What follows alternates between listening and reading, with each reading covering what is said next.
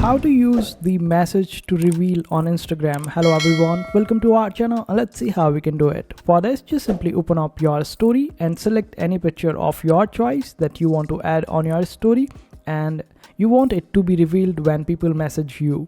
So suppose I want to add this picture, but I want it to be revealed when someone messages me. So what I will do is just click on the option of stickers. Then here in the stickers, you would be able to see this option of reveal. You might not be able to see it if your Instagram is not up to date. Simply update your Instagram and you would be able to see it. Click on it and this is how it will appear. Your story will be blurred and people will be able to see it after they message you. You can add any hint to your story in case if people want to check it out. So simply add it and this way you would be able to do it. I hope this video was helpful. Make sure to hit that like button and also subscribe to our channel for more helpful videos.